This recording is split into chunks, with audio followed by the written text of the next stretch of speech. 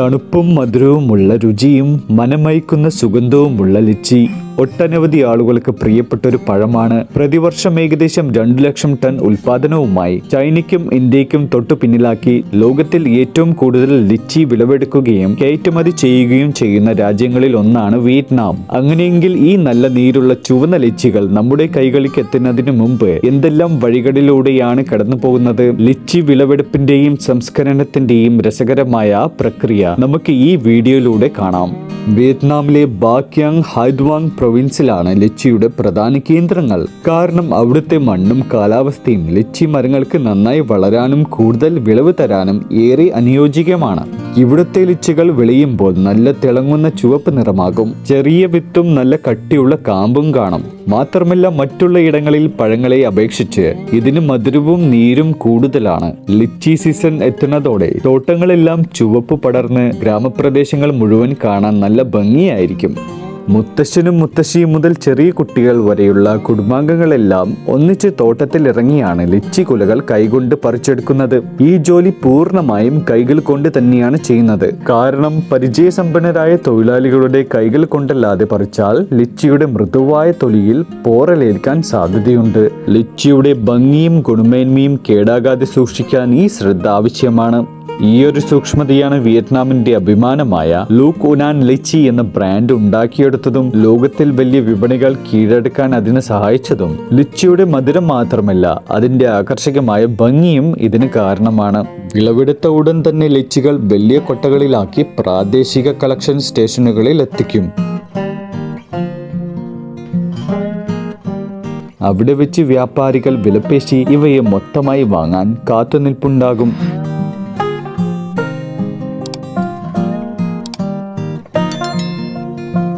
അവിടെ നിന്ന് ചുവപ്പ് ലിച്ചികൾ നിറച്ച് ടൺ കണക്കിന് ട്രക്കുകൾ വിവിധ സ്ഥലങ്ങളിലേക്ക് പുറപ്പെടാൻ റോഡുകളിൽ നിരനിരായി കിടക്കുന്നത് കാണാം. ഫാക്ടറിയിൽ എത്തിക്കുന്ന ലിച്ചികൾ അന്താരാഷ്ട്ര മാനദണ്ഡങ്ങൾ പാലിച്ച് വൃത്തിയാക്കുകയും തരംതിരിക്കുകയും പാക്ക് ചെയ്യുകയും ചെയ്യും. ആദ്യം തൊഴിലാളികൾ ഓരോ ലിച്ചിയുടെ തൊലിയും വിത്തും ശ്രദ്ധയോടെ മാറ്റുന്നു. തുടർന്ന് പഴത്തിന്റെ പുറത്തുള്ള അഴുക്കും മറ്റു മാലിന്യങ്ങളും കളയാൻ വെള്ളത്തിൽ നന്നായി കഴുകും. അതിനുശേഷം വലിപ്പവും ഗുണനിലവാരവും നോക്കി തരംതിരിച്ച് കാനിങ് പ്രക്രിയക്കായി ആധുനിക കൺവെയർ ബെൽറ്റിലേക്ക് മാറ്റുന്നു.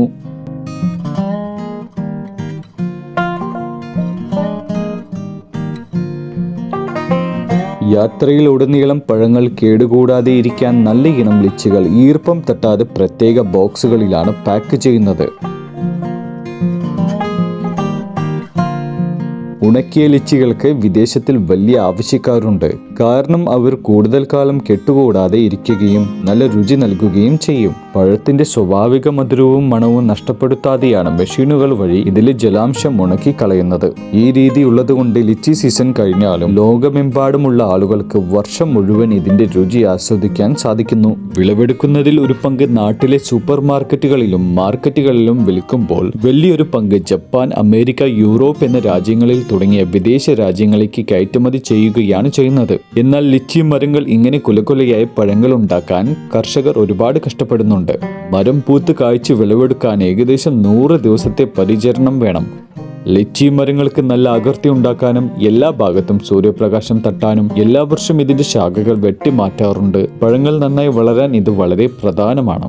ശാഖകൾ വെട്ടുന്നതിനു പുറമെ മരം പൂക്കുന്ന സമയം മുതൽ കായ്ക്കുന്നതുവരെ ലിച്ചികൾ കേടുകൂടാതെയും വിഷാംശമില്ലാതെയും വളരാൻ ജൈവവളങ്ങളും പ്രകൃതിദത്ത കീടനാശിനികളും ഉപയോഗിക്കുന്നു. പൂക്കളിൽ പരാഗണം നടക്കുന്നുണ്ടോ എന്നും ചെറിയ കായ്കൾ ഉണ്ടാകുന്നുണ്ടോ എന്നും കർഷകർ എപ്പോഴും ശ്രദ്ധിക്കാറുണ്ട്.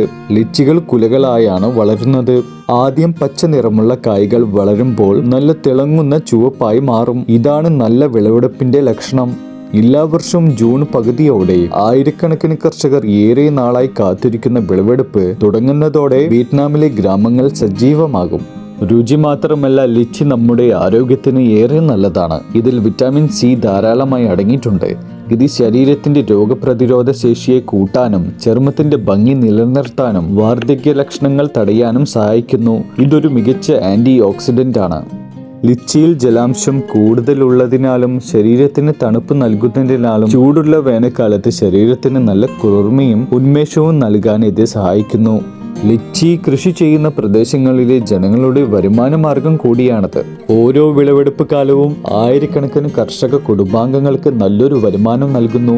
കൂടാതെ നാട്ടുകാർക്ക് ധാരാളം തൊഴിലവസരങ്ങൾ നൽകാനും അവിടുത്തെ കച്ചവടം മെച്ചപ്പെടുത്താനും ഇത് സഹായിക്കുന്നു. ലിച്ചി കൃഷി കാരണം അവിടുത്തെ ഗ്രാമീണ മേഖലകളുടെ മുഖച്ഛായ തന്നെ മാറി. കുട്ടികൾക്ക് നല്ല രീതിയിൽ വിദ്യാഭ്യാസം നൽകാനും വീടുകൾ പുതുക്കിപ്പണിയാനും ആളുകളുടെ ജീവിതം മെച്ചപ്പെടുത്താനും ഇതിലൂടെ സാധിക്കുന്നുണ്ട്. ചുരുക്കത്തിൽ പറഞ്ഞാൽ ഒരു ലിച്ചി മരം പൂക്കുന്നത് മുതൽ അത് ആളുകളുടെ കൈകളിൽ എത്തുന്നതുവരെയുള്ള യാത്ര കഠിനാധ്വാനത്തിന്റെയും ആധുനിക കൃഷികളുടെയും മികച്ചൊരു ഉദാഹരണമാണ്. മനോഹരമായ തോട്ടങ്ങളും തിരക്കേറിയ വിളവെടുപ്പും അത്യാധുനിക ഫാക്ടറികളുമെല്ലാം ഈ പഴത്തിന്റെ ജനപ്രീതി കൂട്ടുന്നു. ലിച്ചി കൃഷിയെക്കുറിച്ചും അതിന്റെ പ്രോസസ്സിങ്ങിനും കുറിച്ചുള്ള നിങ്ങളുടെ അഭിപ്രായങ്ങൾ താഴെ കമന്റ് ബോക്സിൽ പറയുക. കൃഷിയെക്കുറിച്ച് കൂടുതൽ രസകരമായ വീഡിയോസ് ഇനി വീണ്ടും കാണാൻ ചാനൽ തീർച്ചയായും സബ്സ്ക്രൈബ് ചെയ്യുക. അതുമാത്രമല്ല, ഈ വീഡിയോ നിങ്ങൾക്ക് ഇഷ്ടപ്പെട്ടാൽ തീർച്ചയായും ലൈക്കും ചെയ്യുക. അപ്പോൾ ഇതുപോലത്തെ രസകരമായ വീഡിയോ ഞാൻ അടുത്ത പ്രാവശ്യം കൊണ്ടുവരുന്നതാണ്. അതുവരെയും നന്ദി, നമസ്കാരം.